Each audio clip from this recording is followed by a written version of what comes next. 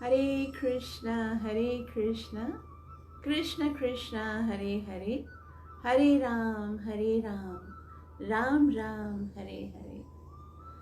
प्राण प्रिय श्री राधा गोपीनाथ भगवान की जय।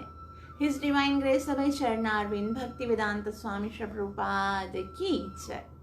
श्री ईशोपनिषद मंत्र 2 से प्रारंभ करेंगे। इस आध्यात्मिक जगत में प्रवेश करने से पहले गुरु और गौरंग से कृपा की याचना करते हुए मंगलाचरण करेंगे, ताकि हम जो कुछ अध्ययन कर रहे हैं उसका हमें पूरा लाभ प्राप्त हो सके, जो कि है कृष्ण प्रेम की प्राप्ति। गुरवे गौरचंद्राय राधिकाय तदालये कृष्णाय कृष्णभक्ताय तद्भक्ताय नमो नमः।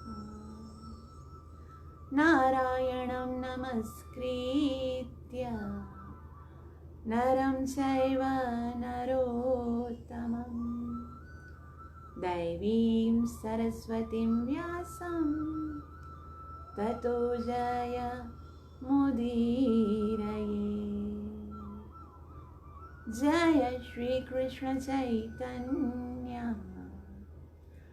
प्रभु नित्यानंद श्री अद्वैत गदाधर श्रीवासदि गौर भक्तवृंद। हरे कृष्ण कृष्ण कृष्ण हरे हरे, हरे राम राम राम हरे हरे। बोल श्री कृष्ण कन्हैया लाल की जय। ईशोपनिषद के प्रथम मंत्र को हम पढ़ चुके हैं, उससे पहले ईशावास्य स्तुति पढ़ी। अब हम श्री ईशोपनिषद के मंत्र नंबर 2 को पढ़ेंगे। सबसे पहले आप सब मेरे साथ मंत्र उच्चारण करने का प्रयास कीजिए। बहुत ही सुंदर मंत्र है, ये वेद के मंत्र हैं। वेद के मंत्र उच्चारण करने से आत्मा की शुद्धि होती है। तो आप सब मेरे साथ पढ़ने का प्रयास कीजिए। कुर्वन्नेवेह कर्माणि जिजीविषेच्छता समा एवं त्वयि नान्यथेतोऽस्ति न कर्म लिप्यते नर। कुर्वन्नेवेह कर्माणि जिजीविषेच्छता समा एवं त्वयि नान्यथेतोऽस्ति न कर्म लिप्यते नरे। कुर्वन्नेवेह कर्माणि जिजीविषेच्छता समा। कुर्वन् मतलब सदैव वो कर्म करता रहेगा। अगर किस प्रकार से एह का मतलब यदि वो इस तरह से कर्म करता रहेगा, तो इस तरह से मानो कि इस तरह से जो पहले, इससे पहले मंत्र नंबर 1 में हमने पढ़ा है कि हर एक वस्तु भगवान की है। जैसे हमने मंत्र नंबर 1 में क्या पढ़ा, ईशावास्यमिदं सर्वं यत्किंचित् जगतां जगत् तेन त्यक्तेन भुञ्जीथा मा गृधः कस्य स्विद्धनम्। कि जो कुछ इस संसार में है उस सब के स्वामी भी भगवान है और उन सब के नियंत्रण करने वाले भी भगवान हैं। तो इसके कारण, क्योंकि सब कुछ भगवान का है, हमें इस संसार में केवल उन्हीं वस्तुओं को स्वीकार करना चाहिए जो हमारे कर्मों के अनुसार हमारे भाग में नियत कर दी गई हैं, और हमें दूसरी किसी की वस्तुओं को स्वीकार नहीं करना चाहिए, क्योंकि वो किसी और की संपत्ति है। तो अगर हम इस तरह से, इस विचारधारा से हम कार्य करेंगे। अगर इस प्रकार ईशावास्य यानी प्रत्येक वस्तु भगवान की है, भगवान को स्वामी मानेंगे, भगवान को ही सारी वस्तुओं का नियंत्रण करता मानेंगे और ये मानकर कि मेरे भाग्य में जो है मैं उसी को स्वीकार करूंगा, अन्य किसी के भाग का अतिक्रमण नहीं करूंगा। यदि इस सिद्धांत के अनुसार कोई व्यक्ति कार्य करता है, कुर्वन्नेवेह कर्माणि जिजीविषे छता समा, अगर कोई ऐसा करता है तो जिजीविषेछता का मतलब होता है कि वो जीने की इच्छा कर सकता है। शतम का मतलब होता है 1 वर्ष तक, 100 वर्ष तक। अगर वो इस तरह से कार्य करता है तो वो 100 वर्षों तक जीने की आकांक्षा करता है, कर्म करता रहेगा, लेकिन फिर भी एवं त्वयि नान्यथे तोस्ति, इस तरह से वो एवं त्वयि वो करेगा लेकिन अन्यथा स्तोस्ति, उसको इसका कर्म का बंधन नहीं लगेगा को। और एवं त्वयि नान्यथोस्ति, अगर कर्मों के बंधन से छूटना है तो इसके अतिरिक्त और कोई रास्ता नहीं है। न कर्म लिप्यते नरा, अगर कोई व्यक्ति इस ईशावास्य सिद्धांत के अनुसार कार्य करेगा तो ही वो कर्म बंधन से छूट सकता है। समझ में आया? देखो, अब इससे पहले हमने मंत्र नंबर 1 में क्या पढ़ा था कि प्रत्येक वस्तु भगवान की है, प्रत्येक वस्तु के स्वामी भगवान है और नियंत्रण करता भगवान है। हमें केवल अपने भाग्य का लेना चाहिए और जो दूसरा का भाग है उस पर अतिक्रमण नहीं करना चाहिए। अगर कोई इस सिद्धांत को स्वीकार करके इसी के अनुसार जीवन जीता है तो वो 100 वर्षों तक सुख और आनंद से जी सकता है और उसे कर्मों का कोई बंधन नहीं लगेगा और कर्म बंधन से छूटने का इसके अतिरिक्त और कोई रास्ता नहीं है। तो यहाँ पर हम कर्मों के सिद्धांत को देख रहे हैं कि कर्म बंधन क्या है, किस तरह से हम कर्मों के बंधन से छूटेंगे। और बहुत ही सुंदर यहाँ पर हमें श्रील प्रभुपाद जी व्याख्या बताएंगे। पहले हम अनुवाद पढ़ेंगे। यदि मनुष्य इस प्रकार निरंतर कार्य करता रहे तो वो 100 वर्षों तक जीने की आकांक्षा कर सकता है, क्योंकि इस प्रकार का कर्म उसे कर्म के नियम से नहीं बांधेगा। मनुष्य के लिए इसके अतिरिक्त और कोई दूसरा मार्ग नहीं है। तो सबसे पहले हमें कर्म शब्द के विषय में समझना। अच्छा, ये जो कर्म शब्द है वो अलग अलग संदर्भ में यूज होता है। जैसे एक तो कर्म है कि भाई मैं अपना कर्म कर रहा हूँ, तो जो व्यक्ति हैं जैसे ब्राह्मण, क्षत्रिय, वैश्य, शूद्र अपने अपने कार्य करते हैं, उसको कर्म बोलते हैं। कुछ लोग बोलते हैं मैं अपने कर्मों को भोग रहा हूँ। तो कर्मों को भोग रहा मतलब ये जो कर्म के फल है उसको भी कभी कभी कर्म कहा जाता है। और कोई बोलते कर्म को कोई नहीं बदल सकता। वास्तव में असल में यहाँ पर यह है कि वो कर्मों के नियम को नहीं बदला जा सकता। तो ये जो कर्म शब्द है वो अलग अलग संदर्भ में आता है। तो हमें अवश्य ये जानना चाहिए कि कर्म जो हम पढ़ रहे हैं या सुन रहे हैं वो किस संदर्भ में आता है, उसी अनुसार उसका हमें अर्थ समझना चाहिए। यहाँ पर हमें ये बताया जाएगा कि कर्म डिफरेंट टाइप के हैं और उसको हम पढ़ेंगे। इससे पहले हम श्री प्रभुपाद जी का ये जो तात्पर्य है उसको समझने का प्रयास करते हैं। श्रील प्रभुपाद की जय। सबसे पहली बात जो श्री प्रभुपाद जी हमें समझाना चाहते हैं वो ये है कि कर्म बंधन ही जन्म मृत्यु का कारण है। और कर्म क्यों, ये जो जन्म मृत्यु का कारण है, हम बार बार जन्म मरण का चक्कर में जो फंस रहे हैं वो क्यों है? क्योंकि हम कर्म के बंधन में बंधे हैं और कर्म बंधन से छूटने का हमें तरीका सीखना चाहिए, तभी हम कर्म बंधन से छूट सकते हैं। जब तक कर्म बंधन होगा तब तक ये जन्म मरण का साइकिल चलता रहेगा। इसलिए पहले श्रील प्रभुपाद जी हमें कहते हैं कि कोई भी मरना नहीं चाहता। प्रत्येक व्यक्ति जब तक खींच सकता है तब तक जीना चाहता है ना। किसी को इच्छा नहीं होती है मरने की। यह प्रवृत्ति केवल व्यष्टि रूप से ही नहीं अपितु सामूहिक रूप से देखी जाती है। खाली एक का नहीं, संपूर्ण जितने भी जीव प्राणी हैं उनको मरने की इच्छा नहीं होती है, वो जीना चाहते हैं। कारण क्या है, क्यों, आगे बताते हैं कि समाज और राष्ट्र में भी देखी जाती है। समस्त जीवों में विकट जीवन संघर्ष चला आ रहा होता है और वेदों का कहना है कि ये बिल्कुल स्वाभाविक है। ये स्वाभाविक है। क्यों स्वाभाविक है कि जीव को जीने की इच्छा सदैव रहती है? क्योंकि जीव आत्मा स्वभावतः शाश्वत है। अजो नित्य शाश्वतो यम पुराणो। जीव शाश्वत है तो उसको मरने की इच्छा नहीं होती है, लेकिन भौतिक जगत में अपने बंधन के कारण उसे बार बार अपना शरीर बदलना पड़ता है। किसी को इच्छा होती नहीं है मरने की, ना ही ये इच्छा होती है कि हम दोबारा जन्म मरण के चक्कर में फंसे।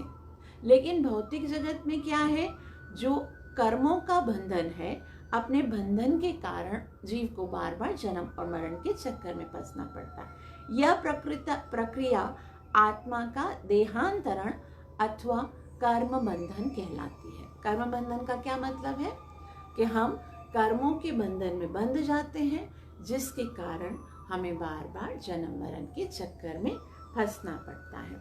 जीव को अपनी आजीविका के लिए कार्य करना पड़ता है, क्योंकि यह प्रकृति का नियम है, और यदि वह अपने नियत कर्तव्य के अनुसार कार्य नहीं करता है तो वह प्रकृति के नियमों का उल्लंघन करता है और अपने आप को अनेक योनियों में जन्म मरण के चक्कर में अधिकाधिक बांधता जाता है। तो अब एक बात जो सबसे सुंदर जो हमें समझनी है वो ये है कि प्रत्येक व्यक्ति को कर्म तो करना ही पड़ेगा। भगवान श्री कृष्ण कहते हैं भगवत गीता में कि नहीं कश्चित क्षणमति जातु तिष्ठस्य कर्मकृत। कोई एक व्यक्ति एक क्षण के लिए भी अपने आप को कर्म करने से नहीं रोक सकता। जीव का स्वभाव है सक्रिय रहना। जीव जो है वो हमेशा कार्य करता रहेगा। वो जीव कभी भी निष्क्रिय नहीं रह सकता है। हो तो फिर जीवन निर्वाह के लिए उसको कार्य तो करने पड़ेंगे, वो बेकार नहीं बैठ सकता। शास्त्रों के अनुसार वो कार्य करेगा तो वो कार्य उसके बंधन का कारण नहीं बनेंगे। लेकिन यदि वो शास्त्रों के अनुसार कार्य नहीं करेगा तो उसे कर्म बंधन में फंसकर जन्म मृत्यु के साइकिल में फंसना पड़ेगा। तो यहाँ तक श्रील प्रभुपाद जी हमें बताना चाह रहे हैं कि हर एक व्यक्ति, जाहिर सी बात है, कुछ व्यवसाय करेगा आजीविका चलाने के लिए, खाना भोजन तैयार करने के लिए, जीने के लिए कुछ काम तो करेगा। अब काम करना भी स्वाभाविक है, तो फिर उसको ऐसा काम करना चाहिए जिसके कारण वो बंधन से ना बंधे। और बंधन से क्यों बनता है? क्योंकि वो शास्त्रों के अनुसार कार्य नहीं करता। अर्थात जो हमने पहले पढ़ा कि ईशावासी सिद्धांत के अनुसार कार्य नहीं करेगा तो बंधन में फंसेगा, अगर उसके अनुसार कार्य करेगा तो बंधन में नहीं फंसेगा। आगे श्री प्रभुपाद जी बताते हैं कि बाकी जितनी भी योनियां हैं वो सारी योनियां वो भोग योनियां हैं। वो कोई कार्य करेंगी ना तो उनको बंधन नहीं लगेगा, वो भोग योनियां, क्योंकि वो योनि अपने कर्मों के अनुसार उसे मिली है। और केवल मानव जीवन ही ऐसा है जिसमें हम कर्म के बंधन के चक्कर को तोड़ सकते हैं, और उसी मानव जीवन में ही हम अकर्म कर सकते हैं। सिर्फ इसी जीवन के अंदर हम कर्मों के बंधन को तोड़ सकते हैं। तो अब उसको कैसे तोड़ सकते हैं? श्रील प्रभुपाद जी बताते हैं कि अन्य योनियों में भी जन्म मृत्यु का चक्कर चलता है, लेकिन जब जीव को मनुष्य योनि प्राप्त होती है तो वह कर्म के बंधन से मुक्त होने का अवसर प्राप्त करता है। दूसरी योनियों में वन आफ्टर वन, बस वो डायरेक्ट से उसको योनियां मिलती जाएंगी, उसमें वो नया कर्म नहीं कर रहा है, वो कर्मों को खाली भोग रहा है। यहाँ तक कि देवताओं के लोक में भी आप चले जाओगे ना, आप वहाँ पर भी नया कर्म नहीं करोगे। नया कर्म यानी अकर्म करने के लिए, कर्मों के बंधन से छोड़ने के लिए, ईशावास्य के सिद्धांत को स्वीकार करके अपने जन्म मरण के चक्कर को छूटने के लिए मनुष्य बनना पड़ेगा। इसलिए श्री प्रभुपाद जी कहते हैं कि कर्म बंधन से मुक्त होने के लिए मनुष्य जीवन एक सुंदर अवसर प्राप्त होता है। भगवत गीता में कर्म, अकर्म तथा विकर्म का अत्यंत ही स्पष्ट वर्णन हुआ है। अब श्रील प्रभुपाद जी हमें 3 प्रकार के कर्मों के विषय में बताएंगे, कर्म, अकर्म और विकर्म। तो श्रील प्रभुपाद जी कहते हैं कि जो कार्य किसी के नियत कर्तव्य के रूप में शास्त्रों में उल्लिखित विधि से संपन्न किए जाते हैं वे कर्म कहलाते हैं। यानी कौन से कार्य? जो कार्य किसी के नियत कर्तव्य है। कर्तव्य, ब्राह्मण का क्या कर्तव्य है, क्षत्रिय का क्या कर्तव्य है, एक पुत्र का क्या कर्तव्य है, माता का क्या कर्तव्य है, वैश्य का और शूद्र का, ब्रह्मचर्य, वानप्रस्थ, सन्यासी, गृहस्थ, सबके जो कर्तव्य जो बताए गए हैं उसके लिए वो उसके कर्म कहलाते हैं, जो शास्त्रों में बताए गए हैं। और जो कर्म मनुष्य को जन्म मरण के चक्कर से मुक्त करते हैं वे अकर्म कहलाते हैं। वही कार्य जो कि कर्म हैं उन्हीं को हम, जैसे बताया गया, उन्हीं को हम यदि भगवान के निमित्त करते हैं, भगवान की प्रसन्नता को केंद्रित करके करते हैं तो वही कार्य अकर्म बनते हैं। किंतु जो कार्य अपनी स्वतंत्रता का दुरुपयोग करके संपन्न किए जाते हैं और जिससे अधम योनियों में जाना पड़ता है वे विकर्म हैं। अभी यहाँ पर 3 प्रकार के कर्मों को पढ़ा।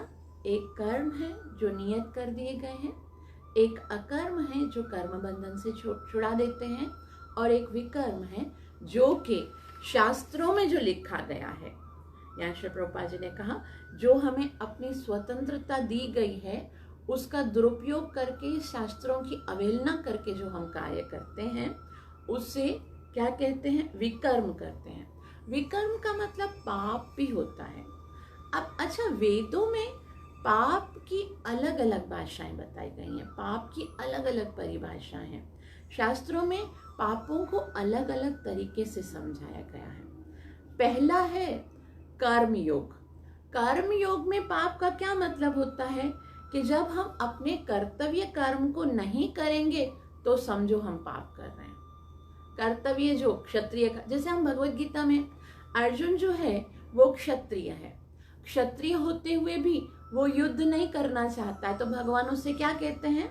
कुतस्त्वा कश्मलमिदं विषमे समुपस्थितम अनार्य जुष्टम अस्वर्ग्यम अकीर्तिकरम अर्जुन। अर्जुन, तुम्हारे अंदर ये मलिनता कहाँ से आई?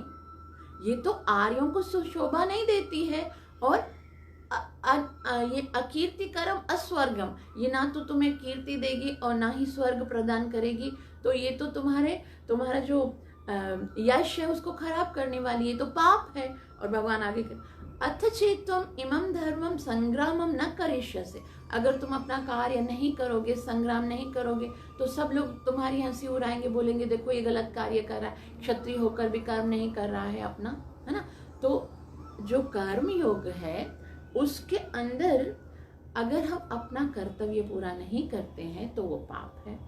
उसके बाद आता है ज्ञान योग। ज्ञान योग में क्या होता है?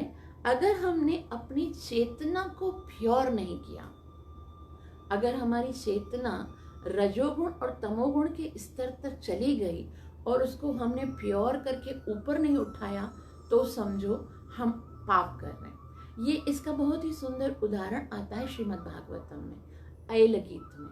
महाराजा ऐल बताते हैं कि मेरे मोह को तो देखो, ये वेश्या, ये देवी मेरा आलिंगन कर रही है और मेरा हृदय कितना पाप से दूषित हो गया है कि मैं काम के वश में आ गया हूँ, मेरी चेतना इतनी अशुद्ध हो गई है कि मैं इतना पाप में लिप्त हो गया हूँ। तो चेतना अशुद्ध हो जाए मतलब पाप है, वो ज्ञान योग में। और उसके बाद है भक्ति योग। भक्ति योग में पाप किसे कहते हैं पता है? भक्ति योग में पाप का मतलब है कि भक्ति के रास्ते में जो भी रुकावट है, अगर वो उस रुकावट के कारण अपनी भक्ति में आगे नहीं बढ़ा तो मतलब पाप है वो। भक्त के लिए शुद्ध भक्ति के रास्ते में जो भी रुकावट आती है वही सबसे बड़ा पाप है। तो इस तरह से पाप की अलग अलग परिभाषा यहाँ पर बताई गई है, और पाप ही वास्तव में हमारे दुख का वास्तविक कारण है। संसार में जीव जो है, जो भी दुखी हो रहा है ना, उसका कारण क्या है? पाप है। और पाप क्यों होता है?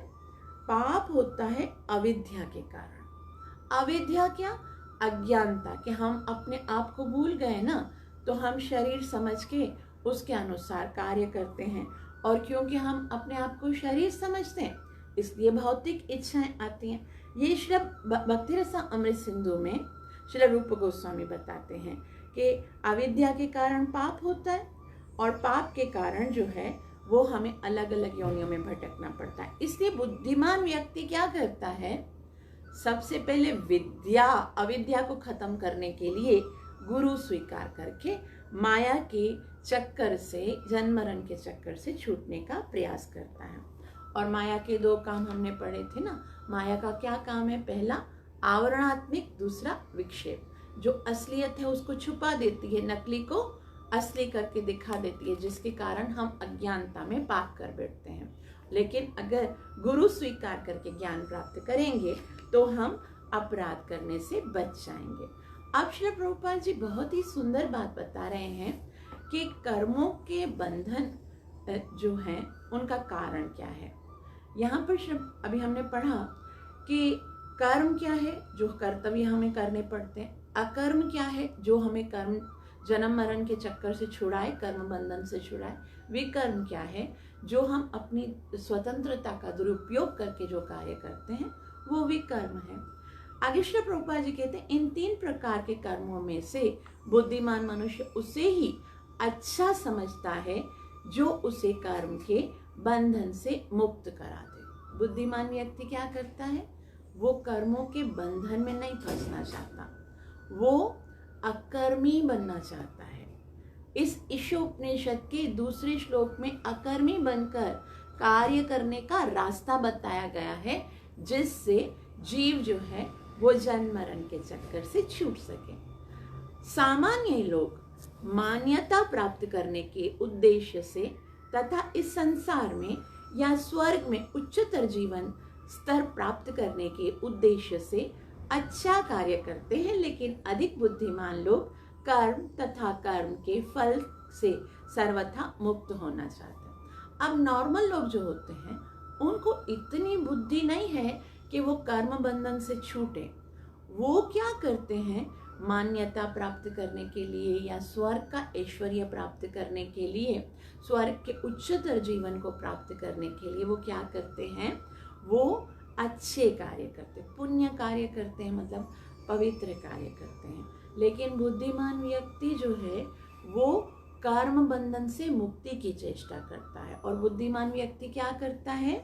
यह भली भांति जानता है कि अच्छे या बुरे कार्य समान रूप से मनुष्य के भौतिक कष्टों को बांधने वाले हैं। अच्छे कर्म करेंगे तो हमें सोने की जंजीरें मिलेंगी, और बुरे कर्म करेंगे तो लोहे की जंजीर। जंजीर तो जंजीर है। तो इसके लिए जो बुद्धिमान है वो इन कर्मों के बंधन से छूटने का प्रयास करता है, वो अकर्म करता है। अतएव वे ऐसे कार्य खोजते हैं जो उन्हें अच्छे या बुरे दोनों ही प्रकार के कार्य के फल से मुक्त कर दे। श्री ईशोपनिषद के पृष्ठों में इसी मुक्ति प्रदान करने वाले कार्य का वर्णन किया गया है। अब क्योंकि कर्म ही हमारे बंधन का कारण बनते हैं, और कर्म जो है वो बंधन का कारण बनते हैं क्योंकि कर्मों के द्वारा हम प्रकृति में आते हैं। प्रकृति के अंदर 3 गुण होते हैं। गुण का मतलब क्या है? गुण का मतलब होता है रस्सी। इसलिए हम इन गुणों के प्रभाव से बंध जाते हैं। वास्तव में बंधता कौन है? थोड़ा सा अगर हम इसको ध्यान दें, हमारे पास 3 चीजें हैं। एक है आत्मा, एक है सूक्ष्म शरीर, और दूसरा है ये भौतिक स्थूल शरीर। ये स्थूल शरीर तो स्थूल शरीर जो है ना जड़ है, उसके अंदर फीलिंग्स नहीं होती। पृथ्वी जल अग्नि वायु आकाश से बना हुआ, इसके अंदर कोई फीलिंग्स नहीं होती। आत्मा जो है वो नित्य है, शुद्ध है, प्योर है, उसके अंदर आसक्ति नहीं होती। तो फिर बंधन का कारण कहाँ से होता है? हमारे सूक्ष्म शरीर से। सूक्ष्म शरीर में क्या है? मन, बुद्धि, अहंकार, चित्त, ये दूषित चेतना, ये जो है वो मिलकर हमारा सूक्ष्म शरीर बनता है। और सूक्ष्म शरीर जो है उसके अंदर, क्योंकि मन जो है वो मन ही इच्छा करता है ना, मन के अंदर ही इच्छा आती है और मन ही जो है वो कार्य करने के लिए उकसाता है। तो इसके कारण हम जो है वो कर्मों के बंधन में फंस जाते हैं। मन जो है, कर्म का भाव मन में होता है और दिल करता है वो, मतलब कोई भी अपराध करने का या इस तरह से। तो इसलिए जो है हमको क्या करना है, इस सूक्ष्म शरीर को, अपने मन को भगवान की ओर लगाना है। अब देखो यहाँ पर एक बात, बहुत ही सुंदर बात बताई जा रही है कि कर्म के बंधन से छूटने के दो तरीके हैं। कौन कौन से दो तरीके हैं? एक है डायरेक्ट, यानी मन को भगवान में लगा दिया जाए, और दूसरा है इनडायरेक्ट। इनडायरेक्ट का क्या है कि पहले हम कर्म योग करेंगे, कर्म योग करके फिर कर्म योग से क्या होगा, हमें सूक्ष्म शरीर जो है उसके अंदर जो हमारा मन है उसको ज्ञान प्राप्त होगा, और ज्ञान प्राप्त करके बुद्धि के द्वारा निष्काम कर्म योग करेंगे। ये प्रोसेस थोड़ा लंबा है, ये इनडायरेक्ट है, क्योंकि निष्काम कर्म योग के बाद क्या होगा, ज्ञान योग आएगा, ज्ञान योग से ध्यान योग आएगा, और ध्यान योग से फिर भक्ति योग आएगा।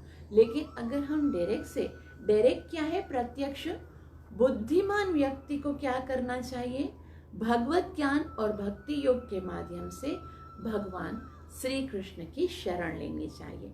सारे कार्य भगवान श्री कृष्ण को समर्पित करने चाहिए। आत्मा को सूक्ष्म शरीर से मुक्त कराना है तो सीधा कृष्ण की भक्ति करनी है। प्रत्येक कार्य को ये सोचकर करना है कि मैं ये कृष्ण की प्रसन्नता के लिए कर रहा हूँ, उससे जीव जो है वो कर्म बंधन से छूट जाता है। तो श्रील प्रभुपाद जी इसी चीज को अब हमें बताएंगे कि वास्तव में किसी को भी भगवान की भक्ति से अधिक कुछ नहीं करना होता है। करना एक ही काम है, मनुष्य जीवन में लाए तो क्या करो, भगवान की भक्ति करो। लेकिन ये सबके लिए संभव नहीं है। भगवान भी गीता में कहते हैं ना, मनुष्याणाम सहस्रेषु कश्चित् यतति सिद्धये यततामपि सिद्धानां कश्चिन्नां वेति तत्वतः। परंतु जीवन के निम्न स्तर पर कोई भी व्यक्ति भक्ति के कार्यकलापों को तुरंत नहीं अपना सकता। सबके लिए इतना सरल नहीं है भक्ति करना, ना ही वह सकाम कर्म को पूरी तरह रोक सकता है। अब वो कर्मों को रोक भी नहीं सकता। तो बद्ध जीव इंद्रिय तृप्ति के लिए, अपने स्वार्थ के लिए, चाहे वह तत्कालिक हो या व्यापक कर्म करने का आदि होता है। वो कर्म तो वो करेगा, अपने इंद्रिय तृप्ति के लिए करेगा। तो सामान्य व्यक्ति अपने निजी इंद्रिय भोग के लिए कार्य करता है, और जब इंद्रिय भोग का यह सिद्धांत, पहले तो वो इंद्रिय तृप्ति के लिए कार्य करता है, अब उस सिद्धांत को थोड़ा ऊपर उठाता है, फिर क्या होता है, यही सिद्धांत समाज, राष्ट्र या मानवता तक विस्तारित हो जाता है।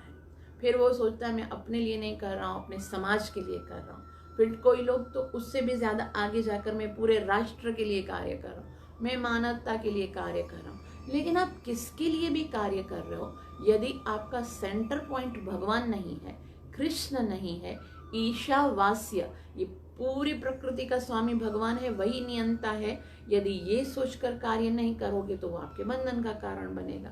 तो यहाँ श्री प्रभुपाद जी कहते हैं कि चाहे वह तत्कालिक हो या व्यापक कर्म करने का आदी होता है, तो सामान्य व्यक्ति अपने निजी इंद्रिय भोग के लिए कार्य करता है। और जब इंद्रिय भोग का यह सिद्धांत समाज, राष्ट्र या मानवता तक विस्तारित हो जाता है तो यह अनेक आकर्षक नाम धारण कर लेता है। और नाम कौन कौन से होते हैं? इंद्रिय तृप्ति नहीं होते, क्या होता है? समाज के लिए करता है, मतलब परोपकार कर रहा है, समाजवाद कर रहा है, साम्यवाद कर रहा है, राष्ट्रवाद या मानवतावाद इत्यादि, ये सुंदर सुंदर वाद इसके नाम हो जाते हैं। ये वाद निश्चित ही कर्म बंधन के अत्यंत आकर्षक रूप है। ये कर्म बंधन ही है, लेकिन दिखने में कैसा? ये देखो कितने उपकार करते हैं, कितने अच्छे कार्य कर रहे हैं। भगवान का नाम ही नहीं है, भगवान के लिए कुछ नहीं है, भगवान के लिए प्रेम नहीं है, भक्ति नहीं है, कभी कर्म बंधन से नहीं छूटेंगे। भले अच्छे कर्म करेंगे तो भी तो सोने के जंजीरों में बंध जाएंगे ना, वापस जन्म मृत्यु के चक्कर से तो नहीं छूटेंगे ना। तो इस तरह से यहाँ श्रीला प्रभुपाद जी कहते हैं ये बहुत ही आकर्षक रूप है कर्म बंधन के। लेकिन ईशोपनिषद की वैदिक शिक्षा है कि यदि कोई सचमुच इनमें से किसी वाद के लिए जीवित रहना चाहता है तो उसे चाहिए कि वह इन्हें ईश केंद्रित कर दे। अगर ये कार्य करने भी हैं, स्वाभाविक कार्य तो करना पड़ेगा, जैसे अर्जुन को क्षत्रिय था तो युद्ध करना पड़ेगा, लेकिन अब वो युद्ध को युद्ध समझ के नहीं कर रहा है, अब वो युद्ध को क्या सोच के कर रहा है कि मुझे कृष्ण की खुशी के लिए करना है ना, करीशे वचनम तव। तो आपको वो कार्य जो आप कर रहे हो तब तक बंधन में बांधे रहेगा जब तक आप उसको ईश केंद्रित नहीं कर देते, कृष्ण जो है वो उसको सेंटर पॉइंट नहीं बना देते। गृहस्थ बनने या परोपकारी समाजवादी, साम्यवादी, राष्ट्रवादी या मानवतावादी बनने में कोई हानि नहीं है। आप जो कार्य करते हो वो कार्य आपके बंधन का कारण नहीं बनता। उस समय जो आपकी कॉन्शियसनेस है कि ये मैं अपने लिए कर रहा हूँ या समाज के लिए कर रहा हूँ या इसके लिए कर रहा हूँ उसके लिए, ये कॉन्शियसनेस जो है वो आपको बांधती है। तो बशर्त ये आपको बंधन का कारण नहीं है, बशर्त ये कि वह अपने कार्यों को ईशावास्य या भगवान केंद्रित भावना से संपन्न करे। तो अगर हम, श्रील प्रभुपाद जी एक बहुत सुंदर बात बोलते हैं, Krishna consciousness means change of the consciousness. अगर आप अपने कार्यों को कृष्ण को केंद्रित करके करते हो कि मैं ये कृष्ण की प्रसन्नता के लिए कर रहा हूँ, तो फिर वो कार्य आपके बंधन का कारण नहीं बनते हैं, चाहे वो कोई भी कार्य हो, मतलब जो भी समाजवाद हो, राष्ट्रवाद हो या फिर जो भी है। तो इस तरह से यहाँ श्री प्रभुपाद जी बताते हैं, बहुत ही सुंदर बात है। श्री प्रभुपाद जी आगे कहते हैं, भगवत गीता 2.40 में भगवान कृष्ण का कथन है कि भगवत केंद्रित कार्य इतने महत्वपूर्ण हैं कि इनमें से कुछ एक भी मनुष्य को बड़े से बड़े भय से बचा सकते हैं। जीवन का सबसे बड़ा भय यही है कि 84 लाख योनियों में जन्म मृत्यु के विकास चक्र के खतरे से पुनः पुनः उसमें गिर जाएं। अब अगर हम थोड़ा सा भी सिर्फ ईशावास्य सिद्धांत को जानकर या उसके लिए कार्य करते हैं, थोड़ा सा भी करते हैं, तो भी वो हमें बड़े से बड़े खतरे से बचा देता है। किसने कहा? Shrimad Bhagavad Gita chapter number 2 verse number 14। भगवान कहते हैं, नेहाभिक्रमनाशोऽस्ति प्रत्यवायो न विद्यते स्वल्पमप्यस्य धर्मस्य त्रायते महतो भयात्। नेहाभिक्रमनाशोऽस्ति प्रत्यवायो न विद्यते। अगर श्री प्रभुपाद जी कहते हैं कि भगवत केंद्र कार्य इतने महत्वपूर्ण, इनमें से कुछ एक भी थोड़ा सा भी करते हैं तो मनुष्य से त्रायते महतो भयात्, बड़े से भय से बचा देते हैं। और बड़े से बड़ा भय क्या है?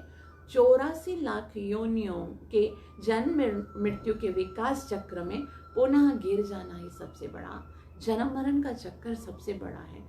और अगर हम भगवान की प्रसन्नता के लिए कार्य करेंगे तो हम जन्म मरण के चक्कर से बच जाएंगे।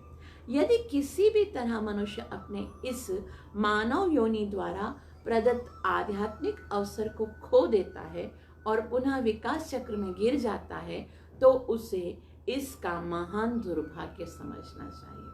जैसे हमने पढ़ा कि यह मनुष्य देह हमें बड़ी ही कठिनाई से प्राप्त होती है। 84 लाख योनियों के चक्कर में घूमने के और इस चक्कर में बहुत ही ज़्यादा तकलीफ़ें, बहुत ही ज़्यादा कष्ट सहने के बाद मिलती है। और अगर इस जन्म में हमने भगवत प्राप्ति नहीं की, कर्मों से बंधन से छूटे नहीं, तो श्रील प्रभुपाद जी कहते हैं इसे उसका महान दुर्भाग्य समझना चाहिए। मूर्ख मनुष्य अपनी दोषपूर्ण इंद्रियों से यह नहीं देख पाते कि ऐसा हो रहा है। फलस्वरूप श्री ईशोपनिषद हमें सलाह देती है कि हम अपनी शक्ति ईशावास्य रूपी भावना में लगाएं। तो बेवकूफ लोग को ये बात समझ में नहीं आती, इंद्र तृप्ति ही जीवन का एकमात्र उद्देश्य बनाते। तो लेकिन शास्त्र हमें बताता है, शास्त्र हमारे लिए है ना। इसलिए हमको शास्त्र क्या बताता है कि आपको क्या करना चाहिए, अपने कार्यों को ईशावास्य रूपी भावना में लगाना चाहिए। इस भावना में लगाकर हम अनेक वर्षों तक जीवित रहने की आकांक्षा रखते हैं। जैसे श्लोक में बताया गया कि अगर आप ईशावास्य जो ये सिद्धांत है उसको स्वीकार करोगे तो इसका क्या लाभ होगा। कुर्वन्नेवेह कर्माणि जीविषेचता समा। आप अगर ऐसे कार्य करोगे तो आप 100 वर्ष तक सुख से जी सकोगे। उसके बाद क्या होगा, न कर्म लिप्यते नरः, और आपको कर्म बंधन भी नहीं लगेगा। एवं त्वयि नान्यथेतोस्ति, इसके अलावा कर्म बंधन से छूटने का और कोई तरीका नहीं है।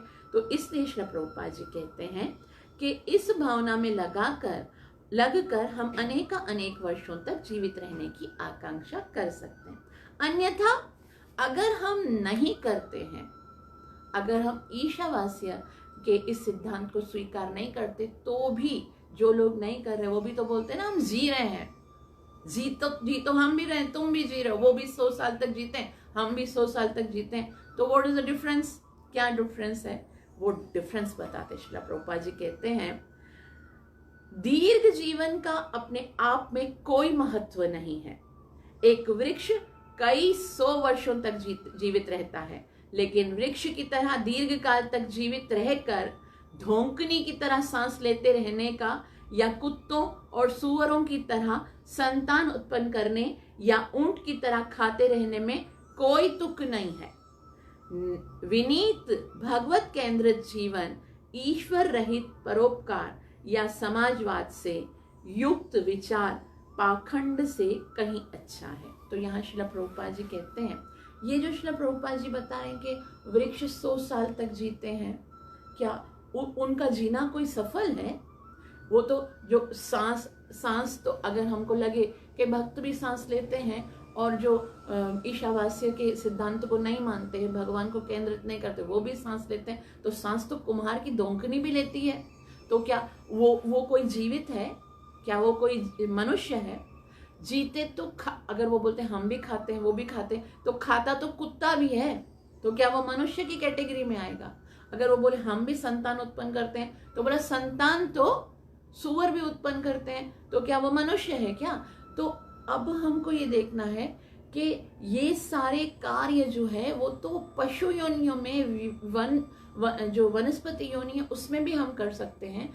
तो फिर मनुष्य जीवन जो है, जीवित जीवन तो उसी का है जो भगवान को केंद्रित करके भगवान के लिए कार्य करता है। वास्तव में श्रीमद् भागवतम का एक सुंदर श्लोक है, वो क्या है, Shrimad Bhagavatam canto 2 chapter number 3 verse number 18, जिसमें सूत गोस्वामी कहते हैं तरवः किम न जीवन्ति वस्त्राकी किम न श्वसत्युत न खादन्ति न मोहन्ति किम ग्रामे पशवो परे। क्या वृक्ष नहीं जीते, क्या लोहार की धोंकनी सांस नहीं लेती, और क्या पशु भोजन नहीं करते या वीर्यपात नहीं करते, तो क्या उनका जीना मनुष्य के जैसा होगा, या मनुष्य भी यही कार्य करके जिएगा तो वो मनुष्य कहलाने के योग्य होगा। वास्तव में मानव जीवन मिला है भगवत प्राप्ति करने के लिए।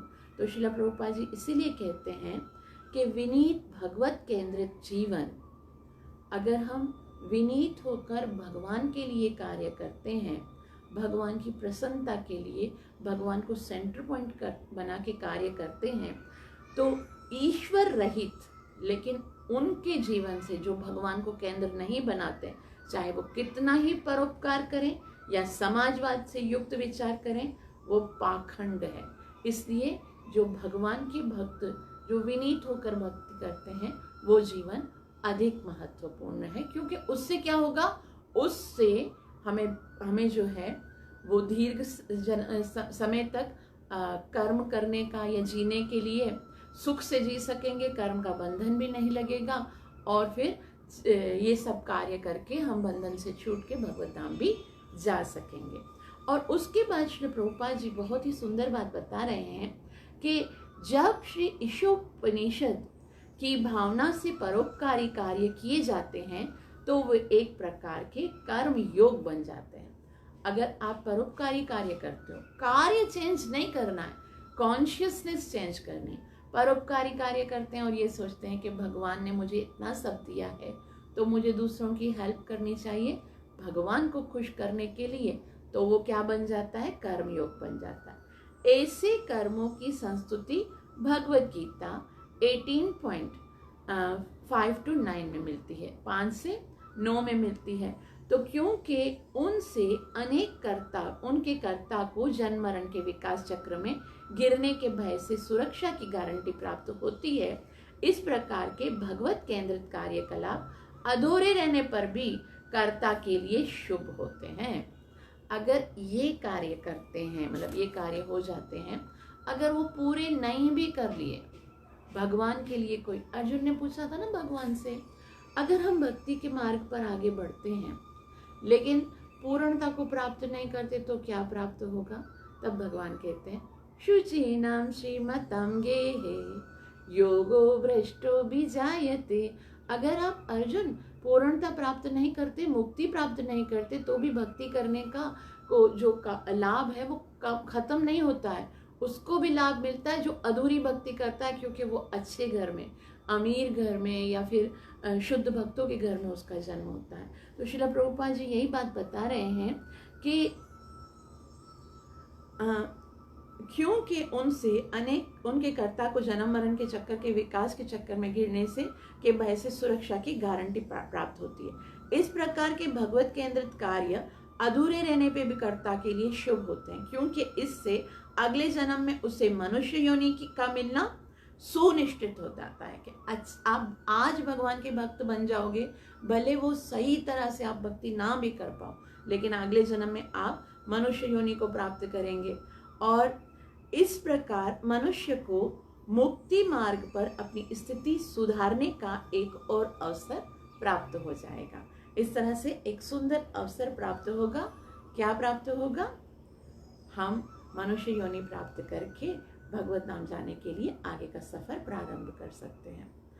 तो आगे कहते श्रील प्रभुपाद जी, मनुष्य ईश केंद्रित कार्य किस प्रकार कर सकता है, इसका वर्णन श्रील रूप गोस्वामी कृत भक्ति रसा अमृत सिंधु में विस्तृत रूप से दिया गया है। ईश केंद्रित कार्य कि आप अपने सारे कार्यों को, जो भी वाद है, समाजवाद है या फिर साम्यवाद है या फिर ये वाद है वो वाद है, सारे कार्यों को ईश केंद्रित यानी भगवान के लिए कैसे कर सकते हो। और तो भक्ति रसामृत सिंधु में रूप गोस्वामी क्या बताया है, यह ग्रंथ हमने अंग्रेजी भाषा में नेक्टर ऑफ डिवोशन शीर्षक के से प्रकाशित किया है। श्री ईशोपनिषद की भावना के अनुसार कार्य करने के इच्छुक सबों को हम इस अमूल्य ग्रंथ का लाभ उठाने का परामर्श देते हैं। तो यहाँ श्रील प्रभुपाद जी परामर्श देते हैं कि जो विधि श्रील रूप गोस्वामी ने भक्ति रसा अमृत सिंधु में बताई है डायरेक्ट से भगवान की भक्ति करने की, उसको हमें करना चाहिए। उस पे वो कैसे करेंगे, उसको परधर्म बोलते हैं। एक पराधर्म होता है, एक अपराधर्म होता है। पराधर्म क्या होता है? पराधर्म का मतलब होता है सवय पुंसाम परो धर्मो यतोर भक्ति अधोक्षजे, अधोक्षज भगवान की भक्ति करना, यानी साधन भक्ति से क्या होगा, प्रेम भक्ति की ओर आएंगे और भगवान की गोलोक धाम को प्राप्त करेंगे। लेकिन ये सबके लिए, जैसे अभी हमने पढ़ा कि सबके लिए सुलभ नहीं है, तो दूसरों के लिए अपराधर्म है। अपराधर्म में दो मार्ग हैं, एक प्रवृत्ति मार्ग है और दूसरा निवृत्ति मार्ग है। प्रवृत्ति मार्ग का क्या मतलब होता है?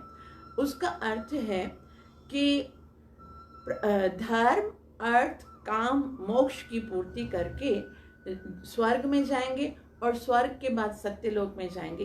ये जो है ना वो प्रवृत्ति मार्ग है कि पहले है ना धर्म, अर्थ, काम, मोक्ष, धर्म करेंगे, थोड़ा अर्थ भी कमाएंगे, इच्छाएं भी पूरी करेंगे, फिर मुक्ति के लिए आगे बढ़ेंगे।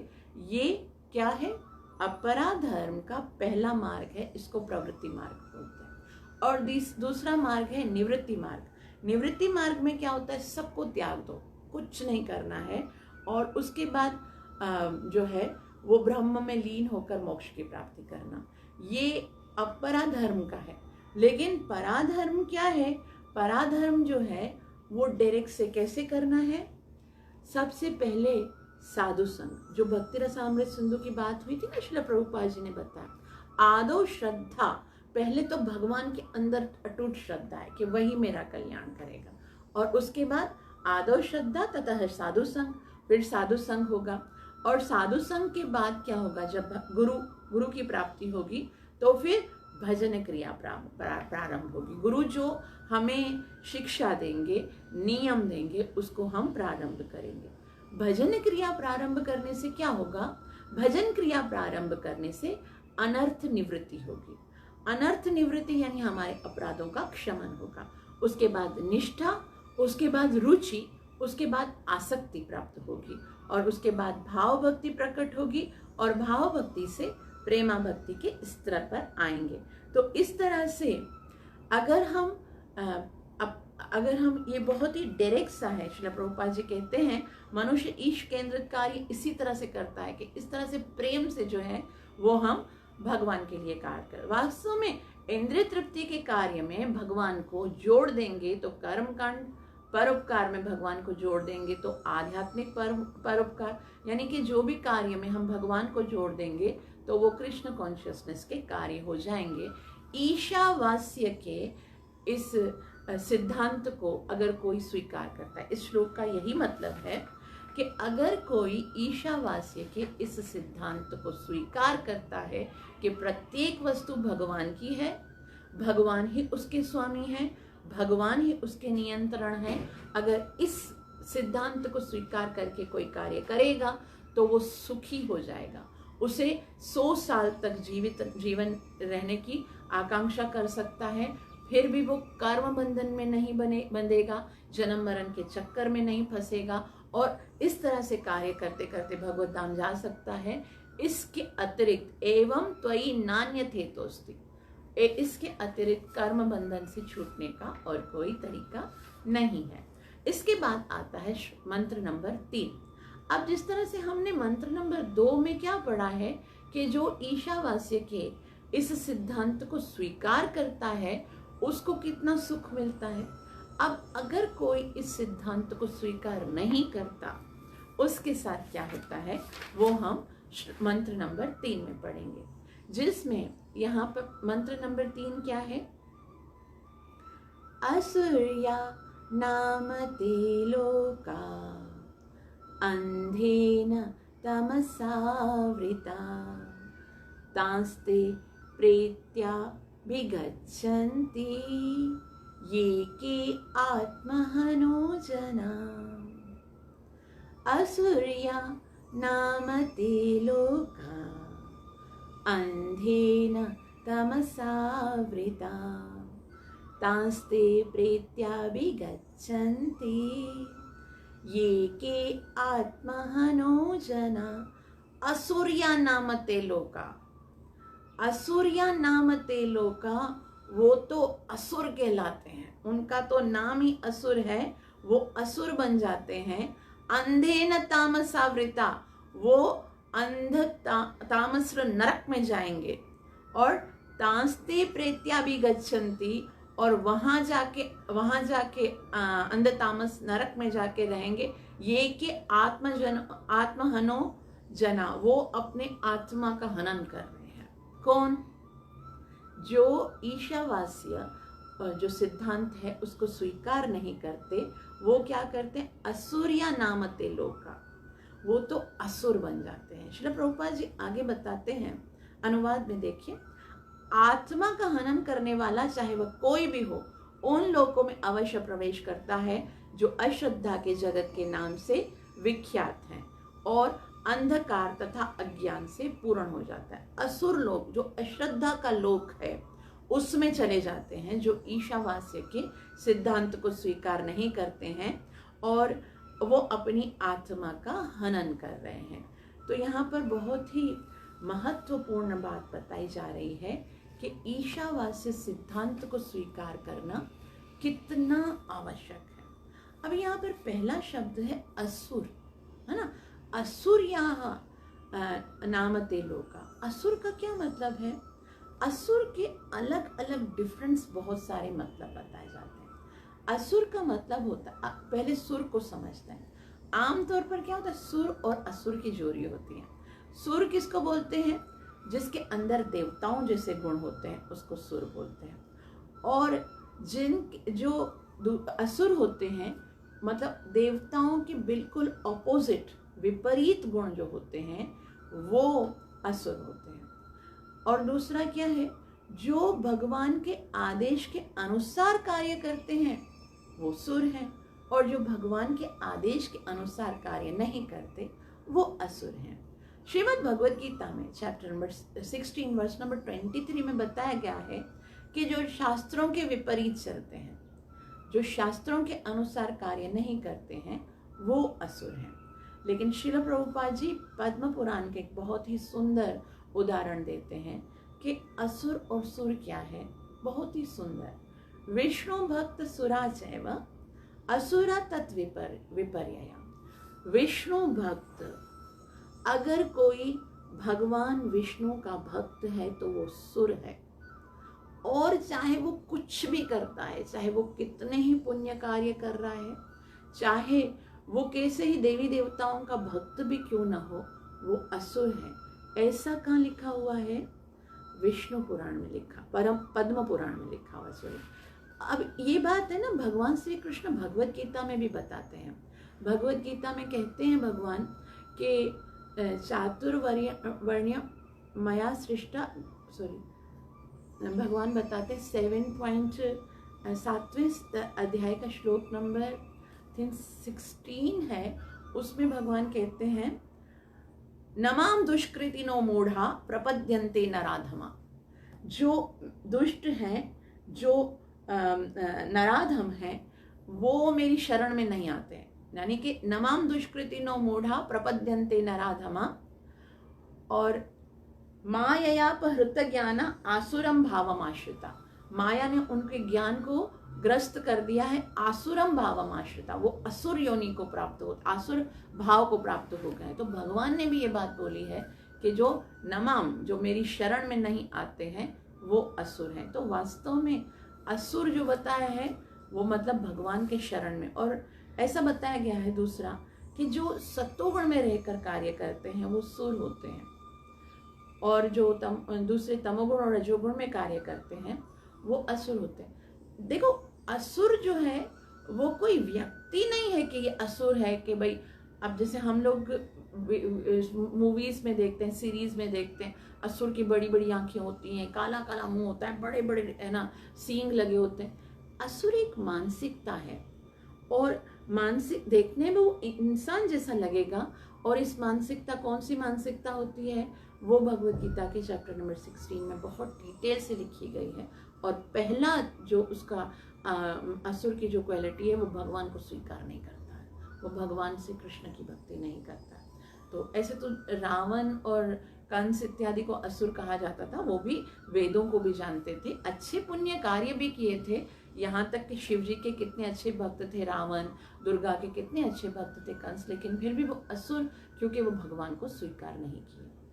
और इसके बाद दूसरा शब्द है इसमें कि जो ईशावासी सिद्धांत को स्वीकार नहीं करता, एक तो वो असुरों के लोक में जाएगा, और फिर दूसरा क्या, ये कि आत्महनोजना, वो आत्महनन कर रहा है अपना। आत्मा का हत्यारा क्या है? ईशावास्य का इस जो सिद्धांत, ये जो ईशोपनिषद है उसके अनुसार जो ईशावास्य सिद्धांत को स्वीकार नहीं करता वो अपनी आत्मा का हनन करता है। और अगर हम भगवत गीता में देखते हैं तो भगवत गीता में हमें पता चलता है कि आत्मा का तो हनन हो ही नहीं सकता, है ना। आत्मा तो नित्य है, अजो नित्य है, शाश्वतो यम पुराणो न हन्यते हन्यमाने शरीरे। शरीर के मरने से भी आत्मा का हनन नहीं होता है। लेकिन वास्तव में हनन का क्या मतलब होता है कि वो जन्म, आत्मा जो है वो मनुष्य देह प्राप्त करके जन्म मरण के चक्कर से छूट सकती थी, लेकिन उसको जन्म मरण के चक्कर से छूटने की बदले में 84 लाख योनियों में यदि कोई भटकाता है तो वो क्या कर रहा है, वो आत्मा का हनन कर रहा है। और इसी बात को यहाँ पर श्री प्रभुपाद जी बताते हैं। अनुवाद में श्री प्रभुपाद जी कहते हैं, आत्मा का हनन करने वाला चाहे वह कोई भी हो, उन लोकों में अवश्य ही प्रवेश करता है जो अश्रद्धा के जगत के नाम से विख्यात है और अंधकार तथा अज्ञान से पूर्ण है, जो भगवान को स्वीकार नहीं करता, भगवान की नियंत्रण को स्वीकार नहीं करता, ईशावास्य सिद्धांत को स्वीकार नहीं करता, वो नरक में जाएगा। क्यों? और वो अपनी आत्मा का हनन करेगा, अर्थात अलग अलग योनियों में उसको जाना पड़ेगा। श्री प्रभुपाद जी बहुत सुंदर रीति से समझाएंगे। तात्पर्य श्रीला प्रभुपाद द्वारा। तो सबसे पहले श्री प्रभुपाद जी असुर की व्याख्या कर रहे हैं। अभी जैसे हमने असुर के विषय में पढ़ा, श्री प्रभुपाद जी कहते हैं, मनुष्य जीवन अपने भारी उत्तरदायित्व के कारण पशु जीवन से भिन्न होता है। सबसे पहली बात कि मनुष्य जीवन जो है वो पशुओं की तरह आहार निद्रा वैमिथुन के लिए नहीं मिला है। जो लोग इन दायित्वों से अवगत हैं और उसी भाव से कार्य करते हैं वे सुर कहलाते हैं। जिनको पता है कि हम मनुष्य बने हैं तो हमको भगवत प्राप्ति के लिए कार्य करना है, पशुओं की तरह खाली आहार निद्रा नहीं करना है, तो वो सुर हैं।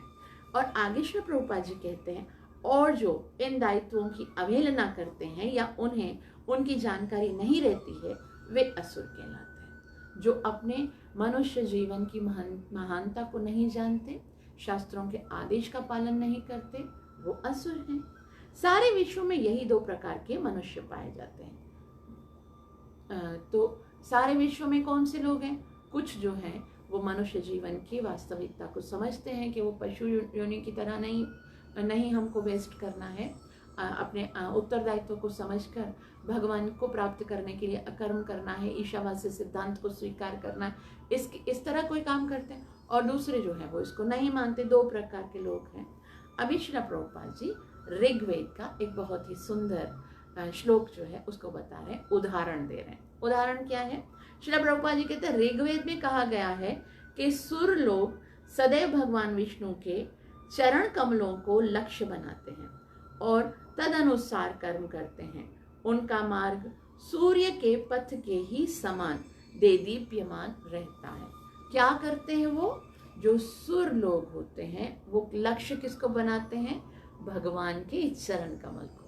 और भगवान के चरण कमल को जब वो लक्ष्य बनाते हैं फिर वो कार्य करते हैं तो उनका रास्ता कैसे होता है? सूर्य के पथ की तरह। ऐसा लगता है कि वो पहला जो पीछे हमने पढ़ा ना, जो इसको स्वीकार नहीं करते, अंधे न तमसावृता, उनका अंधकार से भरा रास्ता होता है। लेकिन जो भगवान को केंद्र बनाते हैं उनका रास्ता कैसा होता है? उनका रास्ता सूर्य के पथ के समान देदीप्यमान होता है। और यहाँ ये श्लोक कौन सा है जो श्री प्रभुपाद जी यहाँ पर ऋग्वेद का श्लोक बता रहे हैं? ओम तद्विष्णु परम पदम सदा पश्यन्ति सूर्ययो दिव्या चक्षुम रततम तद्विप्रसो विपिन्ययो। यानी भगवान विष्णु के चरण कमल जो देवताओं के परम लक्ष्य हैं और उनके चरण कमल सूर्य के समान प्रकाशमान हैं। जो उनको केंद्रित करते हैं उनका मार्ग सूर्य की तरह देदीप्यमान होता है। और जो भगवान विष्णु के चरण कमलों की ओर आकर्षित नहीं होते उनको अंधतामस नरक में जाना पड़ता है। अब यहाँ श्री प्रभुपाद जी आत्महत्या की एक बहुत ही सुंदर एग्जाम्पल देंगे, उदाहरण देंगे, उसको हम समझने का प्रयास करेंगे। श्री प्रभुपाद जी कहते हैं, बुद्धिमान मनुष्यों को सदैव स्मरण रखना चाहिए कि आत्मा को मानव शरीर देहांतरण के चक्कर में लाख वर्षों के विकास के पश्चात प्राप्त होता है। ये मानव शरीर कैसे मिला है?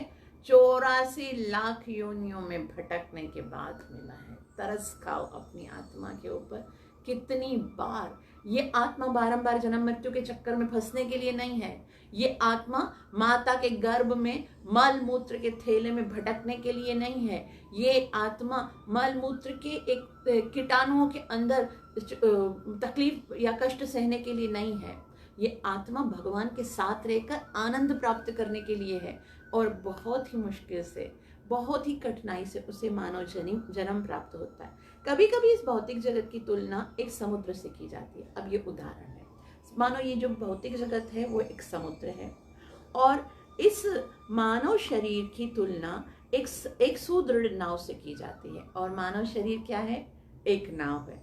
मानो हम बहुत जन्मों तक इस पूरे भौतिक जगत में बार बार डूब रहे हैं और अलग अलग योनियों में बार बार डूब के मर जाते हैं और अचानक से हमें मनुष्य शरीर जैसी एक सुदृढ़ नाव मिल गई है। और आगे कहते जो इस समुद्र को पार करने के लिए विशेष रूप से निर्मित की गई है। और इस जो भवसागर को पार करने के लिए एक ही नाव है, दूसरी कोई नहीं, ये विशेष नाव है जिसके द्वारा हम इस मानव भवसागर को पार कर सकते हैं। वो नाव कौन सी है? ये मनुष्य देह की नाव है। और वैदिक शास्त्रों तथा आचार्यों की तुलना पटु नावकों से की जाती है। अब नाव मिल गई, अब नाव को चलाने वाला एक नावुक चाहिए, है ना, एक बहुत ही सुंदर एक्सपर्ट जो है वो नाव चलाने वाला चाहिए। वो कौन है? वो हमारे गुरु महाराज, जो आचार्य गण हैं वो हैं। और मानव शरीर की सुविधाओं की तुलना अनुकूल मंद समीर से की जाती है। और जो सुविधाएं हमें मिली हैं, क्या सुविधाएं मिली हैं? हमको बुद्धि मिली है, हमको शास्त्र मिले हैं, ये सब जो है वो एक सुंदर समीर जो है, समीर अनुकूल समीर मतलब बहुत ही, अगर नाव चल रही है और नाव चला रहा है और वायु भी यदि उसी स्थान की तरफ जा रही है, आपके लक्ष्य की तरफ, तो आप बहुत स्मूथली जाओगे। तो गुरु जो है वो आदेश देता है, हम शास्त्र के अनुसार उसको स्वीकार करते हैं और इस तरह से ये जो मनुष्य जीवन रूपी जो नाव है, जो नाव को सरलता से इच्छित लक्ष्य तक ले जाने में सहायक होते हैं। तो मनुष्य देह की जो ये नाव मिल गई, अब हमको दो चीजें चाहिए, एक गुरु चाहिए और एक शास्त्र का आदेश चाहिए। तो आसानी से हम अपने लक्ष्य यानी भगवत धाम को प्राप्त कर सकते हैं। यदि इन समस्त साधनों सुविधाओं के होते हुए भी कोई मनुष्य अपने जीवन का पूर्ण उपयोग आत्म साक्षात्कार के लिए नहीं कर पाता है, तो उसे आत्महा अर्थात आत्मा का हनन करने वाला समझना चाहिए। अगर कोई नहीं स्वीकार करता है इस बात को और इन सुविधाओं को का सदुपयोग नहीं करता है, तो क्या कर रहा है? आत्महा। जैसे यहाँ पर हमारे श्लोक में क्या बताया गया है कि जो ईशावासी सिद्धांत को स्वीकार नहीं कर रहा है वो आत्महा कर रहा है। और अब श्रील प्रभुपाद जी जो तात्पर्य में बता रहे हैं वो श्रीमद् भागवतम के canto 11 chapter number 20 verse number 17 में लिखा गया है। क्या लिखा हो गया है? निरिदेह माध्यम सुलभम सुदुर्लभम प्लवम स्वकल्पम गुरु कर्णधारम। ये निर्देह माध्यम सुलभम सुदुर्लभम, निर्देह के माध्यम से जो बहुत ही कठिनता से मिल सकता है, दूसरी योनियों में नहीं मिल सकता, वो बहुत आसानी से मिल जाएगा। और वो अगर नहीं हम इसको स्वीकार करते, पुमान भवाब्धि न तरे स आत्महा, जो इस भव सागर को पार नहीं करता है मनुष्य देह में, न तरे स आत्महा। तो वो भागवतम का यहाँ पर श्रील प्रभुपाद जी ने उदाहरण दिया है कि यदि इन समस्त सुविधाओं के होते हुए भी कोई मनुष्य अपने जीवन का पूर्ण उपयोग आत्म साक्षात्कार के लिए नहीं कर पाता है, तो उसे आत्महा अर्थात आत्मा का हनन करने वाला समझना चाहिए। श्री ईशोपनिषद स्पष्ट रूप से चेतावनी देता है कि आत्मा का हत्यारा सदा दुख भोगने के लिए विज्ञान के गहनतम अंधकार में प्रवेश कर देता है। तो ईशो उपनिषद क्या बोलता है? असुरिया नाम ते लोका अंधेन तमसा वृता, कि अगर आप ईशावास्य के सिद्धांत को स्वीकार नहीं करोगे, अपने इस मनुष्य जीवन को अकर्म की राह में चलाकर भगवत धाम तक ले जाने के लिए इन सुविधाओं का सदुपयोग नहीं करोगे, तो कहाँ जाओगे? तो अंधे न तमसावृता, तो फिर आप जो है वो नरक की ओर चले जाओगे। और आगे जो है वो श्री प्रभुपाद जी कहते हैं बहुत ही सुंदर बातें कि जो मुक्त जीव है वो अपनी आत्मा का हनन नहीं करते हैं, वो मानव जीवन के इन सारे जितनी भी मानव जीवन के जितनी भी सुविधाएं हैं उनका सदुपयोग करते हैं। श्री प्रभुपाद जी कहते हैं यद्यपि सूकर, कुकर, ऊंट, गधा इत्यादि की आर्थिक आवश्यकताएं हमारी आवश्यकताओं के जैसी महत्वपूर्ण है, वो भी जीव आत्मा है, उनको भी क्या मिल रहा है? उनको भी क्या चाहिए? आहार, निद्रा, भय, मैथुन। जीव आत्मा आया है इस भौतिक जगत में तो ये वस्तुएं उसको चाहिए, लेकिन इन पशुओं की आर्थिक समस्याएं अत्यंत निकृष्ट तथा अरुचिकर परिस्थितियों में हल की जाती है। इन पशुओं को कोई फैसिलिटीज नहीं मिल रही है, वो भी खा रहे हैं, कुत्ता भी खा रहा है लेकिन रोड पे खा रहा है ना। सूअर भी बच्चे पैदा कर रहा है, गटर के अंदर पैदा कर रहा है। तो जो ये सूकर जो ऊंट है वो भी क्या कर रहा है? वो भी जी रहा है लेकिन कांटेदार झाड़ियां खा रहा है। तो इस तरह से वो भी जी रहा है लेकिन उनको कोई रुचिकर साधन तो प्राप्त नहीं है। लेकिन मनुष्य को कितनी हायर फैसिलिटीज प्राप्त होती हैं। तो यहाँ श्री प्रभुपाद जी बता रहे हैं कि मनुष्य को प्रकृति के नियमों द्वारा सुखपूर्वक जीवन यापन करने के लिए सारी सुविधाएं प्रदान की गई हैं, क्योंकि मानव जीवन पशु जीवन की तुलना में अधिक महत्वपूर्ण तथा मूल्यवान है। मानव जीवन को इतनी सारी फैसिलिटीज हैं, हमारे पास कार्य करने के लिए बुद्धि है, हमारे पास घर है, धन कमाने की शक्ति है, भगवान ने हमको इतना सुंदर शरीर दिया है, शास्त्र दिए हैं, आचार्य दिए हैं, इतना सुंदर मनुष्य देह दिया है, इतनी सारी फैसिलिटीज दी हैं। तो फिर अगर हम इन फैसिलिटीज के होते हुए भी कार्य वही सूकर, कुकर और ऊंट और गधों की तरह करेंगे तो फिर हम तो अपने इन सारी फैसिलिटीज का दुरुपयोग कर रहे हैं, है ना। तो श्रील प्रभुपाद जी अब एक बहुत ही सुंदर उदाहरण देंगे जिससे हमें बहुत ही सुंदर बात समझ में आएगी। श्रील प्रभुपाद जी कहते हैं कि एक उच्च पद वाले सरकारी कार्मिक को एक सामान्य क्लर्क की अपेक्षा बेहतरीन सुविधाएं क्यों प्राप्त की जाती हैं। जैसे एक ऑफिसर होता है, एक मैनेजर होता है बड़ा, उसको बहुत सारी फैसिलिटीज मिलती हैं, है ना। उसको अगर हम देखें सैलरी भी बहुत होती है, उसका एक बहुत अच्छा रूम होता है, उसको और भी बहुत सारी सुविधाएं होती हैं, मेडिकल फ्री होता है, उसके पास गाड़ी होती है, उसको बंगला मिलता है, उसको एक स्टैंडर्ड मिलता है। और जो दूसरे जो क्लर्क होते हैं, है ना, जो दूसरे यहाँ पर श्री प्रभुपाद जी कहते हैं कि एक उच्च पद वाले सरकारी कार्मिक को एक सामान्य क्लर्क की अपेक्षा बेहतर सुविधाएं प्राप्त होती हैं। इसका क्यों प्राप्त होती है? उसका उत्तर यह है कि उच्च पदाधिकारी को उच्च कोटि के कर्तव्य निभाने होते हैं, है ना। उसके कर्तव्य बहुत सारे, बहुत उच्च कोटि के हैं, उसकी रिस्पॉन्सिबिलिटीज उच्च कोटि की होती हैं, उन्हें पालन करना होता है। इसी प्रकार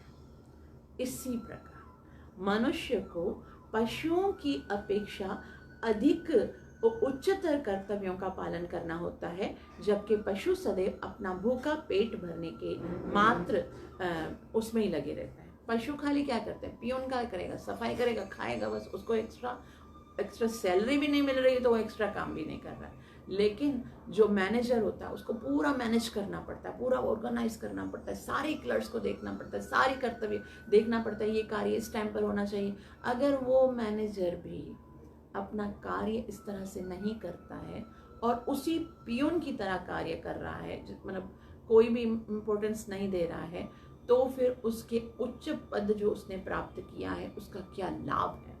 उसी तरह से मनुष्य को इतना सुंदर मनुष्य जीवन मिला है, इतनी सारी सुविधाएं मिली हैं और वो कार्य उसी कुकर, सूकर, गधों और ऊंट की तरह कर रहा है, तो क्या लाभ है इस सब का।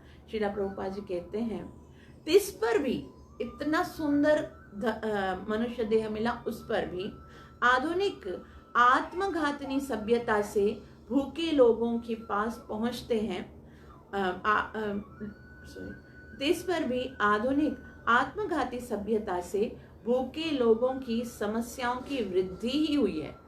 वो भगवत भक्ति नहीं करते हैं, लेकिन वो अपने समस्याओं को सुलझाने के लिए कार्य करते हैं, लेकिन उनकी समस्याएं जो हैं वो दिन ब दिन बढ़ती जा रही हैं। जब हम किसी आधुनिक सभ्य मनुष्य रूपी सजे धजे पशु के पास पहुंचते हैं और उससे आत्म साक्षात्कार में रुचि लेने के लिए कहते हैं, अगर हम किसी सजे धजे पशु, श्रील प्रभुपाद जी बोलते हैं भगवान ने मनुष्य बना दिया, लेकिन काम तो वही करता है, सारा दिन खाओ, सारा दिन सो, बस सभी यही तरह से एंजॉय करो, इसी के लिए अगर वो कर रहा है तो ये सजा धजा पशु है।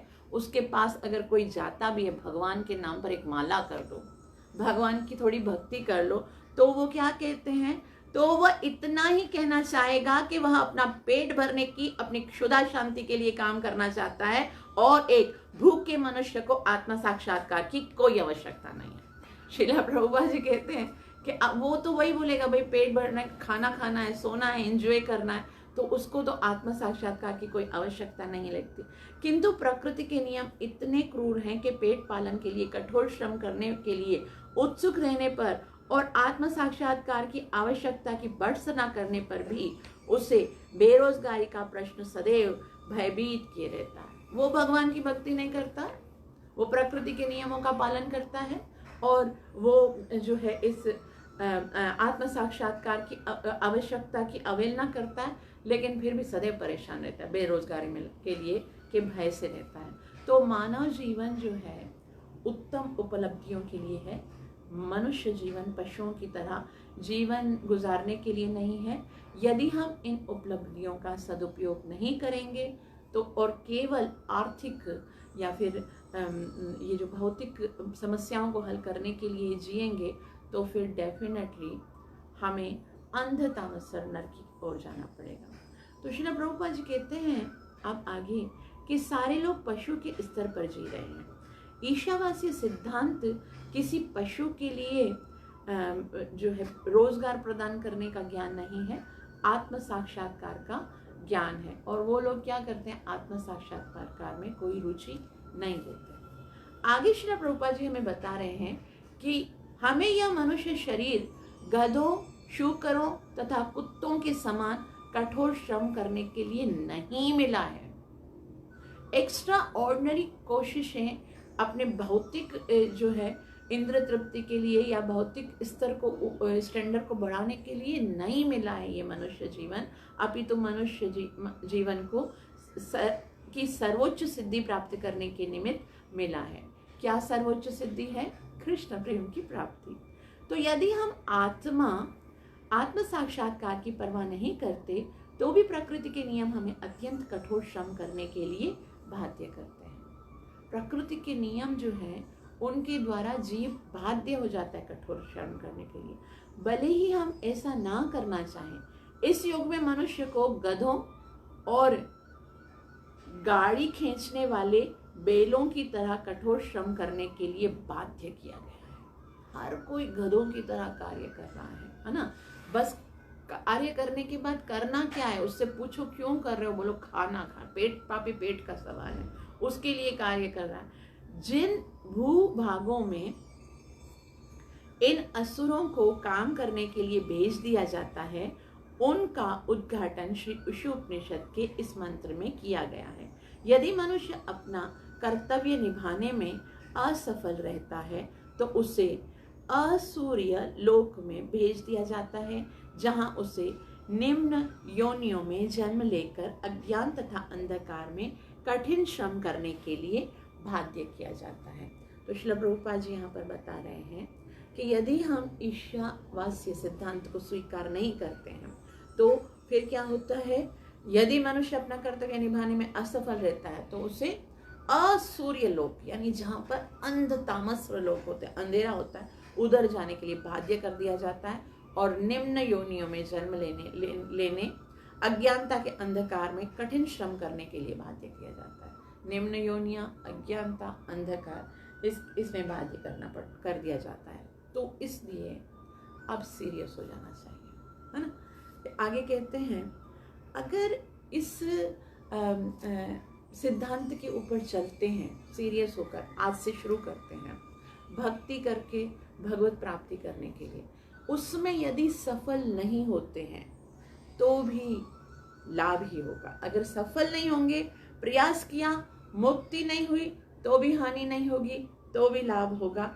इसलिए बेफिक्र होकर, बिल्कुल कोई हेजिटेशन नहीं करनी चाहिए, भगवत भक्ति के इस मार्ग पर आगे निकलना चाहिए। Shrimad Bhagavad Gita chapter number 6 verse number 41 से लेकर 43 में क्या कहा गया है कि जो मनुष्य आत्म साक्षात्कार के पथ पर चलता है, भगवान के साथ अपने संबंध को समझने का भरसर प्रयत्न करके भी उसे पूरा नहीं समझ पाता है, उसे शुचि या श्रीमती परिवार में जन्म लेने का अवसर दिया जाता है। शुचीनाम श्रीमताम गेहे योगो भ्रष्टो विजायते। अगर वो प्रयास करता है लेकिन फिर भी इस पथ पर जो है वो सिद्धि प्राप्त नहीं करता है, मुक्ति प्राप्त नहीं करता है, तो भी उसे शुचि तथा श्रीमत परिवार में जन्म लेने का अवसर मिलता है। शुचि शब्द आध्यात्मिक दृष्टि से उत्पन्न ब्राह्मण का सूचक है। शुचि कौन से है? शुचि मतलब जो ब्राह्मण है, जो आध्यात्मिक जीवन में बहुत उन्नत है, इसके घर में पैदा होगा, आगे चल के फटाफट से भगवत प्राप्ति होगी। और श्रीमत वैश्य या व्यापारी जाति का सूचक है, यानी कि श्रीमत मतलब जिनके पास बहुत सारा धन होता है, वैश्य होते हैं, बिजनेसमैन होते हैं बड़े बड़े, उनके घर में। इससे सूचित होता है कि जो व्यक्ति आत्म साक्षात्कार पाने में सफल नहीं होता है, उसे इस जन्म में किए गए सत्य प्रयासों के कारण अगले जन्म में अवसर प्रदान किया जाता है। अगर इसमें नहीं किया गया तो भगवान आपको आगे अवसर प्रदान करेंगे। श्रील प्रभुपाद जी कहते हैं भक्ति जो है वो कैसे है कि आज इस जन्म में यदि आपने 20% की है तो आगे आपको 21 से प्रारंभ करना पड़ेगा, 1 से स्टार्ट नहीं करेगा। भौतिक प्रगति और आध्यात्मिक प्रगति। भौतिक प्रगति में क्या है कि आज अगर आप डॉक्टर बन गए, आपको डॉक्टर की डिग्री मिल गई, आपको आज से आप बहुत बड़े सर्जन बन गए, और कल यदि मृत्यु हो गई, परसों आपका जन्म होगा, अगर मनुष्य भी बने तो क्या आप डॉक्टर बन के सर्जन का कार्य करोगे? नहीं, फिर से आपको एफ और एप्पल पढ़ना पड़ेगा। लेकिन आध्यात्मिक जीवन में ऐसा नहीं है। आपकी जो भक्ति आज आपने की है वो बिल्कुल सेफ है, और अगले जन्म में आपको पुनः श्रील प्रभुपाद जी कहते हैं उस जन्म में किए गए सत्य प्रयासों के कारण अगले जन्म में सुअवसर प्रदान किया जाता है। यदि पतित व्यक्ति को सम्मानित तथा उच्च कुल में जन्म लेने का अवसर प्रदान किया जाता है तो जो सफल व्यक्ति है उसको कौन सा पद मिलेगा, इसकी कल्पना करना कठिन है। आप सोच सकते हो, ये जो पद है शुचि नाम श्रीमताम ये है, वो तो फेल होने वाले को मिला है, जो असफल हो गए हैं उसको मिला है। और जो इस आध्यात्मिक प्रेम, कृष्ण प्रेम के रास्ते में यदि जो सफल हो जाता है, जो अपने मनुष्य जीवन का सदुपयोग करता है और जो इस सिद्धांत को स्वीकार करता है, वो जब सफल हो जाता है तो उसे क्या लाभ मिलेगा, उसकी तो कल्पना करना भी कठिन है। तो यहाँ श्रील प्रभुपाद जी कहते हैं, बहुत ही सुंदर शिक्षा है कि उसमें कोई भय नहीं करना चाहिए। आज से, अभी से समझ में आ गया, अब से ही शुरू कर दो, क्योंकि इससे अतिरिक्त और कोई मार्ग ही नहीं है। श्रील प्रभुपाद जी कहते हैं भगवत आत्म साक्षात्कार करने के प्रयास मात्र से मनुष्य को धनी या उच्च परिवार में जन्म मिलने का आश्वासन प्राप्त किया जाता है, किंतु जो प्रयास ही नहीं करता, जो प्रयास नहीं करेगा, जो मोह से प्रच्छन्न बना रहता है, जो अत्यधिक भौतिकतावादी है और भौतिक भोग में आसक्त है, उसे नरक के गहनतम भागों में प्रवेश करना पड़ता है। जो प्रयास नहीं करेगा, जो मोह में लगा रहेगा, जो बहुत भौतिकतावादी है, केवल भौतिक भोग के लिए, आसक्ति के लिए जिएगा, तो वो तो नरक में जाएगा। श्रील प्रभुपाद जी कहते नरक के गहनतम भागों में जाना पड़ता है। जैसा कि सारे वैदिक साहित्य में पुष्टि की गई है। वैदिक साहित्य में क्या कहा गया है? ऐसे भौतिकतावादी असुर कभी कभी धर्म का स्वांग रचते हैं। भौतिकतावादी होते हैं, भगवान से प्रेम नहीं करते और क्या करते हैं, वो भौतिकतावादी असुर धर्म का स्वांग रचते हैं, किंतु उनका चरम लक्ष्य भौतिक समृद्धि रहता है। कहते हैं, लगता है कि वो धर्म कर रहे हैं, लेकिन उनका चरम लक्ष्य क्या होता है, भौतिक समृद्धि, भौतिक यश मिले, समृद्धि मिले। Shrimad Bhagavad Gita chapter number 16 verse number 17 and 18 ऐसे व्यक्तियों को आत्म संभावित कहकर धिक्कारती है। ऐसे व्यक्ति जो भगवान की भक्ति नहीं करते हैं, वो केवल भौतिक इंद्रिय तृप्ति के लिए कार्य करते हैं। दिखने में ऐसा लगता है कि कभी कभी